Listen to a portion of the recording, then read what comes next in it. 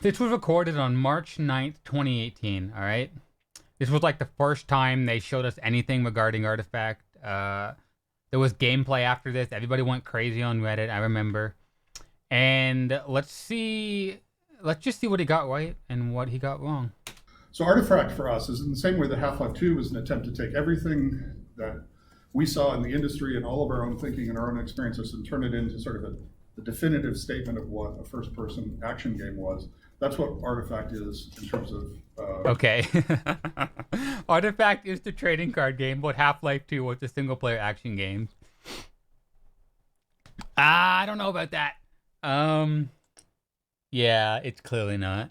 Listen, what made Half-Life 2 so great was the extra stuff they added in, you know? There were already first-person shooters around, but what Half-Life did is they had the characters, the environment control, you could pick up shit and throw it, the storyline, the choices that you made affected the game. It was all the extra stuff they added into a first-person shooter that made it so good. So what does Artifact add to trading card games, or card games in general? 3 lanes. That's it. 3 lanes, heroes, I guess, and heroes that come back after they die. I mean, it's unique, but it's not like changing the game unique. It's just a different card game. It's not the card game with all the best stuff on it. So it's definitely not the Half-Life 2 of card games. I can see why they tried to make it like that, but they just didn't add enough stuff to make it the Half-Life 2. There's no cosmetics. There's no ranking system. There's so much stuff missing from the game. There's no like campaign. There should be a single player campaign where you play cards against an AI and like move along story wise. There's none of that stuff. It's just a card game with unique mechanics, and that's not enough to make it Half-Life 2. Anyways, trading card games, right? You know, Richard really invented the modern trading card game with Magic the Gathering. He's learned a huge amount. We think we're contributing to this, and between us, that's what we're trying to do. Now, one of the interesting things about trading card games is they've been around for a long time. This is something people really like to do. It's not like, you know, this is an exclusively a recent phenomenon. You know, it's people have been doing this for hundreds of years. Okay, it's really hard to be the Half-Life 2 of card games when there's so many card games out there that have done so many different things, right? Like, you'd have to put in so many unique things into Artifact to make it. It's just, I feel like it's impossible, to be honest, to have a Half-Life 2 card game. There's just too many card games. When Half-Life 2 came out, there was, like, what were the other popular first-person shooters, like Doom, Counter-Strike, Team Fortress?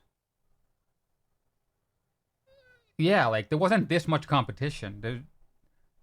It's really hard to do something like that. When you look at post-Magic the Gathering, for us there are a couple of sort of interesting points along the way, like as sort of designers, right? Quake, okay, Quake, about customers, like Unreal Pokemon Tournament, yeah. Job. Well, I guess Quake is kind of okay. Yeah, Quake's in its own league, basically.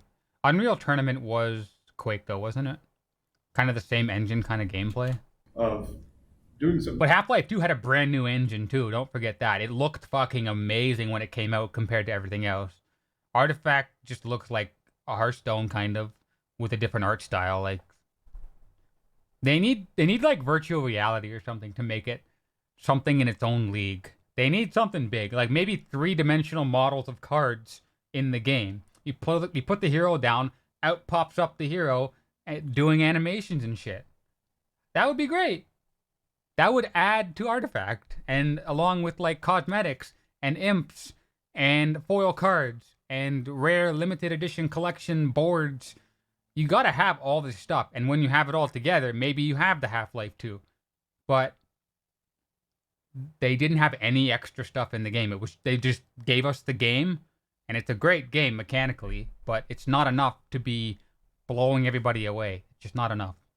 So maybe when they re-release the game, they'll add all the extra stuff they wanted to add. Let's be hopeful, I guess. Is the benchmark for saying, if you're trying to do a game, if you're trying to do a trading card game as well, if you're trying to do, linear media, they really have done it better than anybody else. Tobacco. It is still the 1800. single most valuable entertainment franchise in history. More than the Super Bowl, more than certainly any of Valve's products, more than Harry Potter. Pokemon is that. So that's why that's important. Chronex was interesting because it was the first it was the first digital online trading game. It's an answer to a trivia question, but it's kind of an important one to answer. Hearthstone is a great game. Right now, we would say that that's really the benchmark online trading card game. We think they do a lot of really smart things, and obviously, we've been fans of. I don't know what Chronex is either, but so it's a card game, I guess. So what is Artifact? Here we go. Slide 3. Very deep game. The game can't be solved. Really? Because I'm pretty sure mono red is like the only viable deck to play right now. This could be true if there were more cards, I think, but right now the meta is pretty solved. The meta is pretty solved at this point. Everything's been tried and tested, and there's really not much left, unfortunately. So, what, like, if you add another expansion with like 300 more cards, you add a lot more depth to the game, and maybe you make cards that are shit now not shit, and the meta will change there's just not enough cards for it to be unsolvable yet. Choices are interesting, sure, okay. Lessons from esports. I don't see anything from esports in this. I don't understand what this means. Let's hear what he says. Moves away from pay to win. Rarity doesn't correlate with power. Okay, that is just clearly wrong. TOT rare. Emissary rare. Annihilation rare. At any cost rare. Rarity does correlate with power. What were they going for here? What? Axe is rare, Drow is rare, like maybe not every Bristleback is common, right? Sure, I guess you could say that, but all the best cards in the game you can't say that all the cards that are the best are rare, but you can say all the rare cards that you play in competitive are some of the best cards, right? This isn't right at all. I guess it's pay to win because the rarest cards are the strongest cards, cost the most money. Yeah. Okay, let's just listen to what he says. It's a very deep game, right? When there's been a trade-off to caption, be made between, this requires us to write more code, or this requires us to build more art, or this means that we have to work a lot harder in terms of training materials. I know there's shit rare cards, okay. But that doesn't change the whole dynamic of rarity doesn't correlate with power, because not all the rare cards are good cards, but all the really good cards are kind of rare. Does that make sense? Like TOT, the game finishers, Emissary, Annihilation, all the cards that you use to finish games off to win, both of Damocles, they're all rare, so always there is a correlation there for sure. In the same way that Dota can't be solved, right? There are choices that you make, and the choices have implications, and then your Dota is way more in depth than Artifact. Dota can't be solved because there's 120 heroes with 4 skills each. So multiply that all up and think about counters and everything. No. Maybe when Artifact has 200 heroes, it'll be a deeper game. But for now, the opposing player can be responding to that. He could just be thinking in the future. I don't know. This doesn't beat this. It isn't guaranteed to beat this, and that's a characteristic of Artifact as well. We've taken also, we've been shipping a bunch of esports titles, and this really takes all of our best thinking about how to build something that's great for tournaments and great for spectation, and then incorporates it into a trading card game. From a really high-level perspective, we really want to stay away from pay to win. Okay. Listen, if you have cards that are clearly stronger than other cards, there's going to be a hierarchy. You can't avoid it. And when there's a hierarchy, there's more cards that have more demand than other cards, and those cards will cost more. So this is literally impossible unless you make all the cards free. There's going to be a pay-to-win aspect to it. If some cards are better than others, there's no way around that. I'm sorry, it just doesn't make sense to me. I think that actually is kind of has a pernicious impact on the design of the game and the evolution of the community over time. There are choices that we make. For example, the game is not free to play. I'll go into that in sort of an amount of depth. Yet they're gonna make it free to play, right? Come on, everybody seems to think this now. Like, this was their idea about the game a year ago. Like, this was March 9th. It's March 24th. This was like exactly a year ago. A lot of stuff has happened since here. So just to remind you that this is a long time ago. Another example is, when you're in a free-to-play environment. Also, at this point, remember they said they would never balance cards. They would never change cards. They already went back on that, and they changed. Remember, Axe used to be like 7-2-11 or something. They've already changed their whole method towards this game already. So don't forget that. You end up with this tendency that rarity equals power, right? So you're trying to create this artificial relationship, and that's not the case at all with Artifact. There are plenty of very common cards that are going to be super powerful. That is true, I guess. To steer away from pay to win. There are common cards that are good, like Bronze Legionnaire. Mist of Avernus is uncommon. Stunhall Elite's uncommon. But I mean, all the best cards are rare, mostly. And that kind of approach. Sort of the core value, or the core, it's like one of the design trips, I guess is the right way to say it. So we always want to reward investment. You always want to feel like, as a player, that for each aspect of Artifact, the more time you spend on it, that you're getting better at it and that you're enjoying it. Yeah, okay, I agree with that. We've all played plenty of games where you put in 100 hours and you really are done, right? If you played another 100 hours, you're still going to be playing it pretty much the same way you were at that point. You're not really feeling like you're improving. You don't feel like you're being rewarded for the time and effort that you're putting into it. Yeah, I would love to be rewarded for playing Artifact now, but there are no fucking rewards. Come on, Gabe. Like, studying, watching, building next, hunting... So hunting on the marketplace? Okay, there's no marketplace hunting. It's just... There's no reward. What can you... Okay, I want there to be rewards, and apparently he does. So does he, but there are none. Because I think most of you have played Dota. So in my case, I put in over 10,000 hours of Dota, and I'm still convincing myself, although some people around here may disagree, I'm still convincing myself that I'm becoming a better player. Like right now, I'm obsessed with a single aspect, which is when I play, I'm super focused on denies, right? And that's just one of those things that as a Dota player you do. It's like you loop back, right? I remember, 9,950 hours ago when I started trying to figure out how to do denies. But now I've circled back again, and I'm really convinced that if I can get a little bit better, that it's going to have an impact, and that my enjoyment of the game is still... Okay, don't say that. Don't use the voice during this video, okay? I'm trying to pay attention here. Don't disrespect Gabe! Trying to achieve with Artifact. It's gonna come and eat if you. You're into deck building, you're gonna feel like depth building has enormous depth, right? That there are a bunch of interesting choices you can make. It's not like... Yeah, but by now it's all been figured out. So it's kind of been solved already. Like, all this stuff about learning the game, and denies are cool, right? But eventually you master denies, and you got to move on to something else. And right now, you could. I'm not challenged in Artifact anymore. It's more of the same thing over and over. So there's no little part of the game that raises the skill ceiling yet, unless they add something else. It's all figured out by now. Everybody just automatically is going to know what the correct answer is. You're going to feel like, wow, I actually learned something, or I watched somebody else build a deck, or I tried some stuff. My deck building is getting better.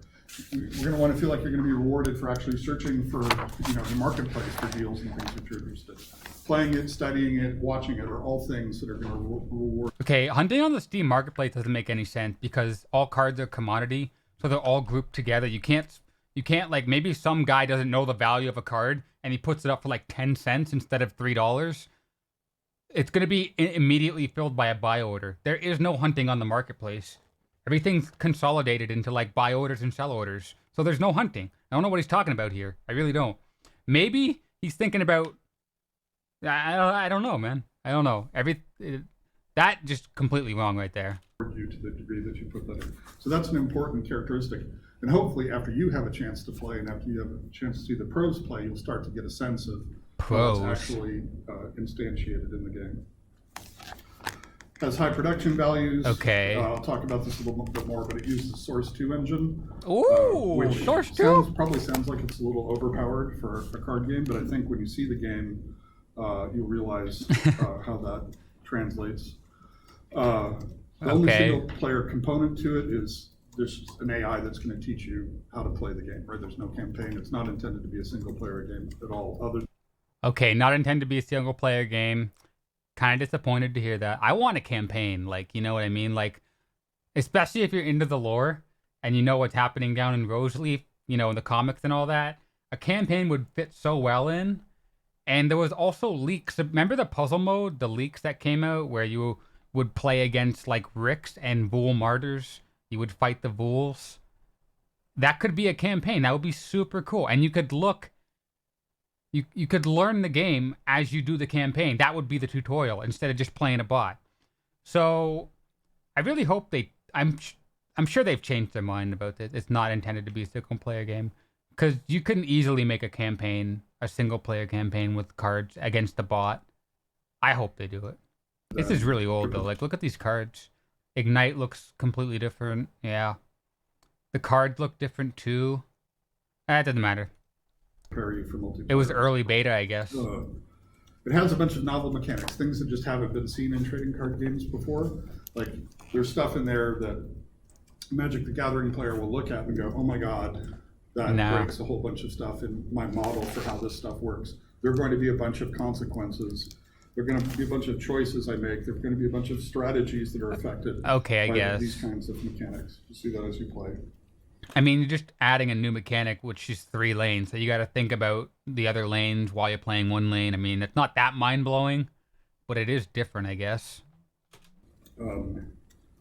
We think a lot about economy. So when we talk about packs, what we're really talking about is users injecting value into the shared economy that everybody has.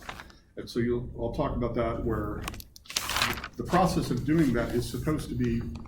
Who the fuck is opening Velcro while Gabe Newell is talking? Fire that man.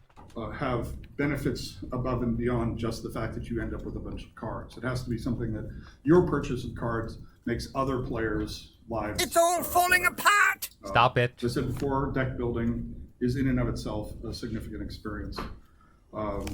So economy, marketplace, and workshop, we'll talk about that more, as well as the fact that it's much free to play. So... Okay, this is going to be interesting. Cards are assets held by players which need to hold their value. Agree, but it's not what happened. I mean, the fucking value just went...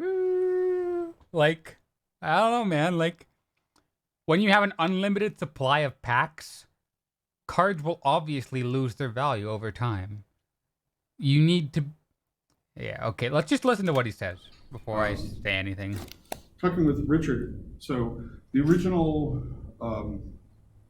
Magic the Gathering players typically were spending about $400 a year on cards, right? That's just kind of a concrete number. So when you think of the fact that people are acquiring assets, right, you start to worry when you think of these things the way we've learned to think about them. How do you preserve that value, right? You don't want people to say, I've accumulated a bunch of assets, and they're constantly being depreciated. I don't want to. Well, that's exactly what. It's all falling apart. It's exactly what's happening. God damn it. Zero value because of some design decision you've made, or because I can't exchange them for other people. So a market is one way of increasing the value of an asset. In nerdy terms, there's a liquidity premium that are associated with that assets. One of the weird things, for me personally, and this is maybe me being a little bit naive, is I was surprised that paper games had much better liquidity characteristics than the digital card games, because it's actually a lot easier, obviously, to create online digital exchanges. Yeah, because when you have Magic, they stop selling the boxes. There's only a limited supply. There's no limited supply in Artifact. You can buy as many packs as you want right now. They're instantly created. So how are they supposed to hold value when there's unlimited supply? It can only go down. Unless the amount of people playing the game goes up rapidly, the demand stays the same, more or less. And if the supply increases and the demand stays the same, then the value goes down. That's Econ like 101. And paper games, you hold your card. They stop printing them eventually, right? And they have value now because they're limited edition. It doesn't happen. And maybe if they stop selling the first set in Artifact, sure, that would change the game. But there's no way they'll do that, would they? We'll see. I hope they do. I'll make a lot of money that way. Of those things. But in a lot of these games, it was easier in the paper world to buy and sell cards and maintain the value of the assets that you had acquired. So let's turn this into a kind of a concrete example. Here's an example of a long-term side effect. If it's difficult for you to exchange the value, to exchange assets for other similarly valued assets, what you end up happening is you're imposing a huge switching cost on strategy.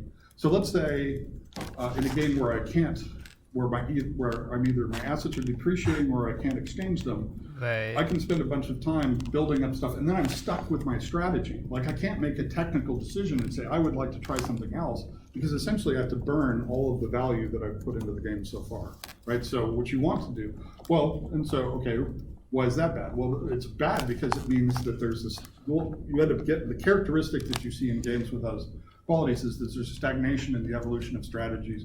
You also end up having people who just reach the point where they fall off a cliff and just aren't going to they're just going to keep playing, they're going to get bored, and then they're going to right. stop. So it has kind of a toxic effect in the long run. One of the reasons we're not free to play is that if there's a drain where oh, by the way, you know the card Payday? This used to be the card art for Payday. It's called A Day at the Track. This used to be Payday before they added. I don't know why they changed the art. This is cool art, right? This is Payday. It's you double your gold, but you got Lena here. You got Meepo. You got Troll. Oh, Troll Warlord confirmed next expansion. You heard it here first. Anti-Mage as well. Okay, 2 brand new heroes. You got a couple couriers. Well, the courier racing, I guess. And I think that's it. I don't know why they changed this art. It's super cool, right? That anything that has a mathematical relationship to those things ends up becoming devalued over time, whether it's the player's time and you just make people grind for thousands of hours for minor or trivial improvements, or the asset values of the cards or whatever.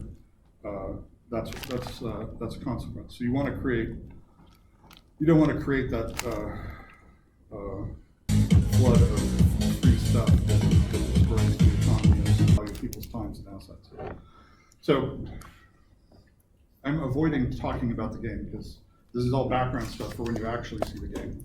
So we do think tournaments and spectation are going to be super important. We're going to start off by having similar to the original international that we did for Dota, $1 million tournament. Oh, there's going to be $1 million tournament? Oh, I'm so in, man. I'm so in. I'm ready. So this was March 2018, and they're already announcing $1 million tournament. Let's keep going. That will actually happen Q1 of next year. So It's all falling apart! I'm going to disable that if that goes off again. Okay, stop it. No disrespect. Give him a chance to explain his thoughts, okay? 1 million prize, okay. Automated tournaments for all skill levels. You know what? That sounds so fucking good right now. If there were actually automated tournaments right now, I would be playing Artifact every day, all day. But there are none. I mean, there's like Chaos Blitz, but that's a ban. No one queues for that. If there were, okay, bear with me here. How does this idea sound? You can put in your Steam wallet money, like $1 or $2, to enter a tournament that is automated, right? 128 people, everybody pays $1 with their Steam wallet money. Now you got a prize pool of $128. You can split that out. First place gets 50, second gets, I don't know, 20, and just split it out, right? So if you get like top 8, you get some money. You win money, right? This could all be automated. I love this idea, and it's possible too. Like, or you know what? Make free ones. Okay, they probably won't be played as much, but we have Steam Wallet money. And Valve can take their cut too. You know, you got $128 for $1 per person. Valve takes, I don't know, what, 13%, 15%. And then the first place guy gets like $50. Dude, so many people will be playing that just for the chance to get money, right? Sounds abusable. There are ways you can make sure it's not abusable. But yeah, automated tournament. Why did this never happen? They have the ability to do it. They must know. Okay, let's keep going. That's my rant. There are also going to be automated tournaments. So the system will automatically build tournaments where it's trying to figure out how to create the most entertainment value for groups. So it'll look through the space of players and try to create tournaments that pull people in, so they're actually getting the greatest aggregate value out of that. There'll also be professional tournament tracks the same way that you see professional. Okay, well, I mean, there was some tournaments, right? There was WePlay and Mainline, and they're good. I mean, I have no problem with the tournaments. I think they the in-game tournament system is pretty good, but there's just not enough players to use it, unfortunately. And the spectation in the client should be very high quality. So there'll be, okay, well, spectation is pretty bad now, isn't it? You can't like move around if you want to. The camera's automated, like that's garbage. Spectation system is shit. There's so many things they could do to improve it. Weekend Battle Cup, yeah, like they can do weekend battle cups too. Like, why don't you release an Artifact Battle Pass for $5 or $10? You get a ticket to a Battle Pass or a Battle Cup tournament for Artifact on the weekend. You win, you get a bunch of money, you get some cosmetics, you get some cards. There's so much potential they could do with tournaments, but they have done nothing of it except added Chaos Blitz mode, which was dead the next day. You have sort of the baseline Twitch stream where you're just looking at the same thing that the player is saying. Yeah. And that's fine for people who want to do it that way. But we think that spectation. You guys want to do that, right? Okay. Especially as the pros evolve their strategies, there's a bunch Don't forget to sub. Stats. You as the observer, free content. Both players' desk. Rather than just having the vision of an individual player, there are a bunch of things that make spectation a lot more interesting than just seeing what each player is seeing. As I said about packs, thinking about packs, okay. Well, I mean, packs are pretty worthless. They didn't make them tradable, which is, okay. I don't know. They didn't make anything tradable, which is really dumb to me because it's a trading card game. Anyways, purchasing a pack should have positive externalities, not just rent extraction. Well, that's wrong. It is just rent extraction. Actually, nobody buys packs anymore, do they? They just get them off the market. So, if you're smart, it's gambling at this point. An economist would say that you need to have positive externalities, not just rent extraction. So it's a spectator pool event, and they're also like specific game modes. You guys are familiar with like draft and seal deck tournaments, right? So those kinds of concepts are embedded in our thinking about packs. And an important thing is that the more the community puts into the assets that they're accumulating, that then feeds into things like the compendium does in Dota 2, where if people buy a bunch of packs, that translates to a bigger tournament pools. That would be cool if there were any tournaments. Back to the community. Go for it. Imagine Artifact compendium. I'm so fucking in, guys. Where is it? Where's the Artifact compendium?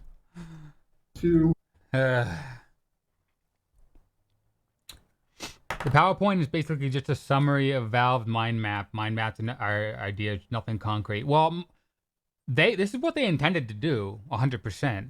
These were more than ideas, I think. They were completely intending to do all of this. It just didn't work out that way. I don't know. Okay, source 2. The interesting thing about that is it also means that now that Source 2 is running on iOS and Android. So I don't really care about mobile it's gaming. kind of cool. It's just kind of a milestone for us in terms of, okay, well, you can actually run Dota 2 on an iPad right now. You wouldn't want to because the input is wrong and the performance isn't there. But that is kind of a cool milestone in terms of Source 2's development that we're running on those devices now. I don't think they can do it though, because Tyler from Valve News Network said that Valve and Apple do not get along because of the whole Steam Market thing. Apple wants the cut of like every transaction that happens in anything on their app store. That means that every card that was bought and sold in like Artifact, if it was on iOS, would have to be charged more tax for Apple. So according to Tyler, it's not going to be on iOS when it comes out on mobile. It'll just be on Android and tablets. Artifact uses the Dota 2 world. But it's important to understand the requirement for for Artifact was to build the best possible card game, right? It wasn't to build. Okay. Dota 2. Artifact is the best card game we can build. Well. Okay, well, it's not a bad card game, okay? The card game isn't bad. Everything else is bad. There's no features, there's no systems that support the card game. Mechanically, the game is great, okay? I can't argue with them on this one. It is a good card game. There's just not enough cards, there's not enough cosmetics, there's not enough foils, there's not enough rewards for playing, there's not enough people playing tournaments. It's just... Alright, Artifact isn't a Dota 2 card game. A card game that happens to use the Dota 2 world because it happens to be most useful. This is redundant. Does this really matter anyways? Like, why not just say it's a Dota 2 card game? People really don't care. They just it's really cool that it is. They can share the lore, like it says here. They'll add a lot of content to Dota lore and vice versa, so... I don't know why they didn't want to say it's not a Dota 2 card game, guys. Oh, look, everybody else, they've got card games. We should have one too. The Artifact team was like, let's go build the best card game. And they said, out of the available IPs that we have, which one is most appropriate? We could use Half-Life, we could use Half-Life card game. Create our own. And the answer was that I play Crowbar, which does 2 damage to your crate. The Dota 2 IP actually had a bunch of characteristics and a bunch of lore and a bunch of community value. Artifact will be sort of at the same level of Dota 2 in terms of evolving that. So, a bunch of the storytelling, a bunch of the lore about that world is going to come in Artifact. There'll be plenty of cases when you'll actually see some new heroes in Artifact today that will actually end up going back into Dota 2. So it's not like one is the leader and the other is the follower. They're both sort of equal participants in that world. Something you considered a CSGO card game? We're not. Have you considered a CSGO card game? Why? Like, what the fuck? So instead of heroes, you would have terrorists and counter-terrorists, and then instead of items, you just have guns and armor and grenades.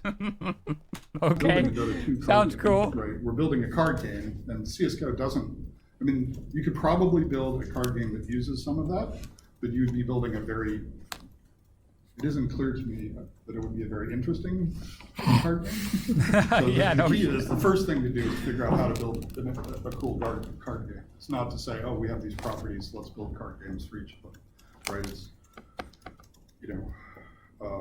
that's would be super interesting.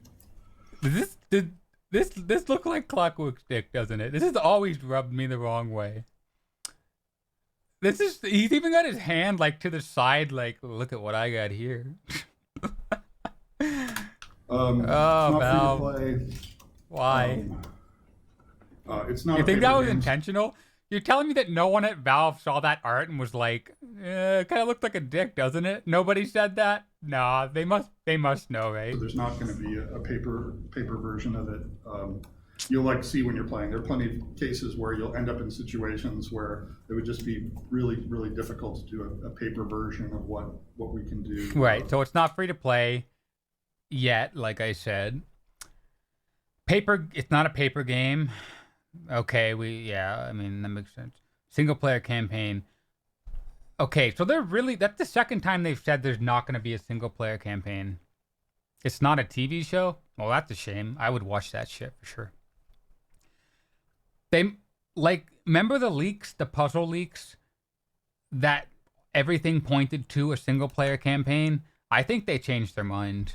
And I really hope they did, because like I said before, I want a single player version of Artifact. With a game, right? You can end up with 100 units in a lane, and you're just not going to do a paper game that has those kinds of characteristics. There's a bunch of interesting state and abilities that would be difficult to keep track of, and it's so we decided fairly early on that was a constraint that we would relax. We wouldn't try to figure out how to build something that was also a paper game.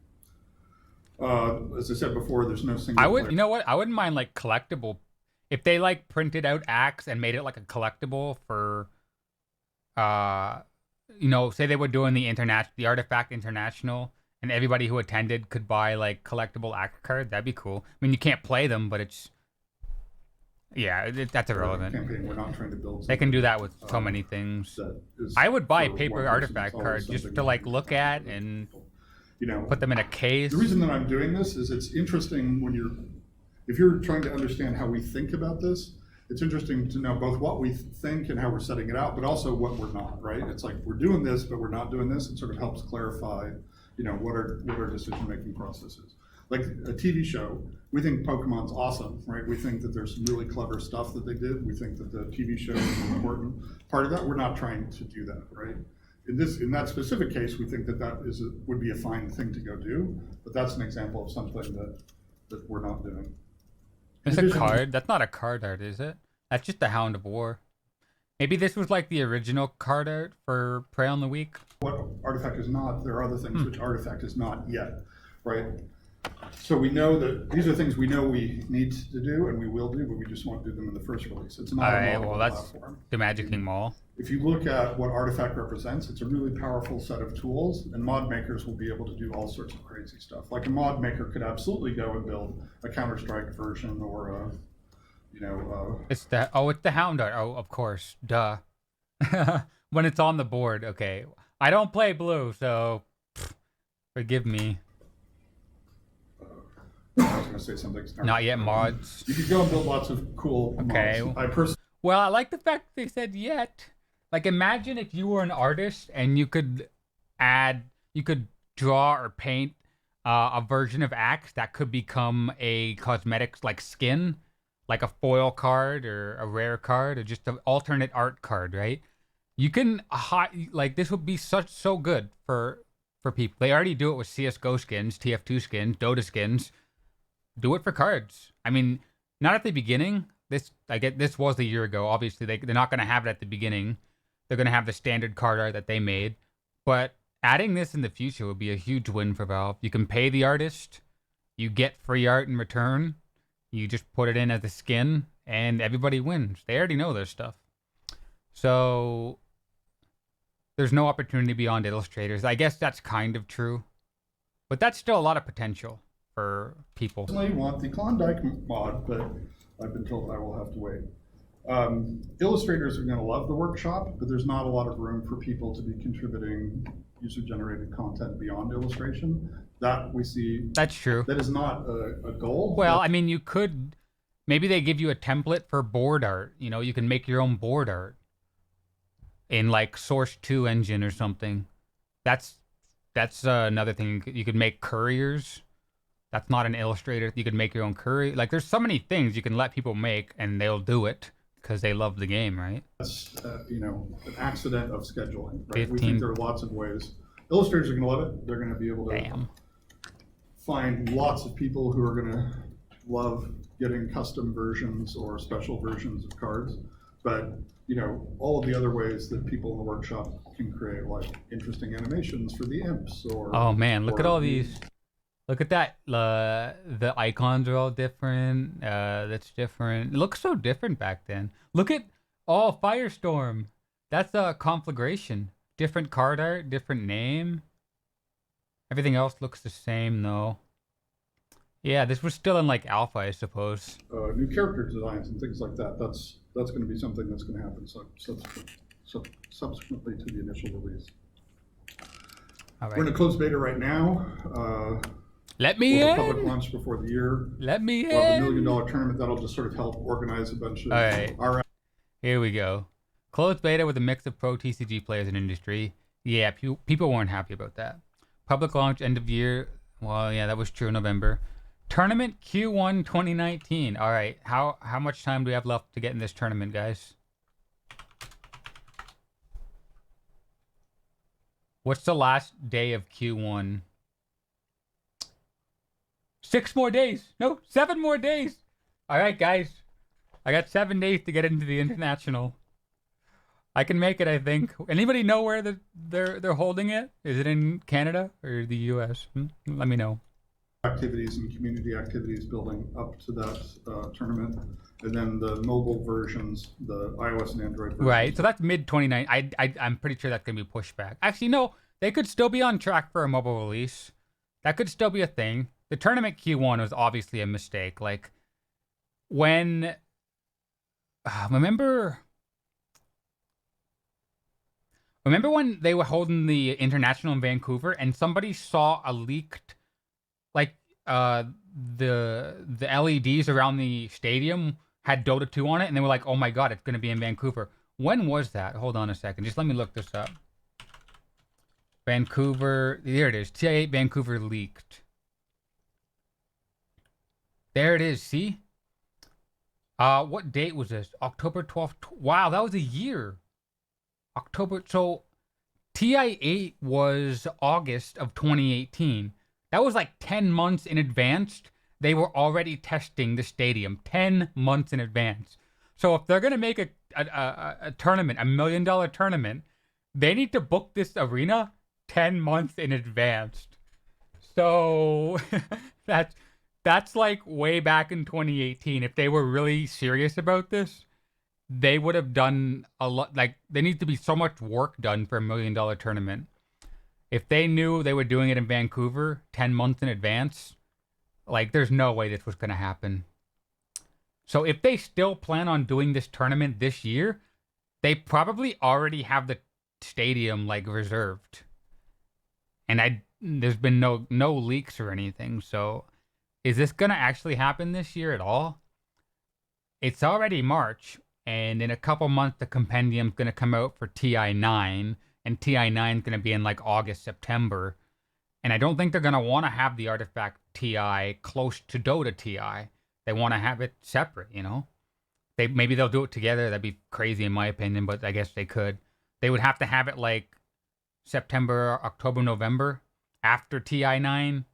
So it could still happen this year, but it would definitely be at the end of the year, in my opinion. Or it won't happen at all. Who fucking knows, boys? So, I haven't shown you a single screenshot of the game. I've told you about none of the game mechanics. I've just told you the thinking that's gone into it. So now I think it would be really useful for you guys to sit down and play the game. Remember when we had hope, guys? All right, well, that was this presentation. Oh, boy. They clearly had higher hopes for the games and thought it would be a lot more successful than it was.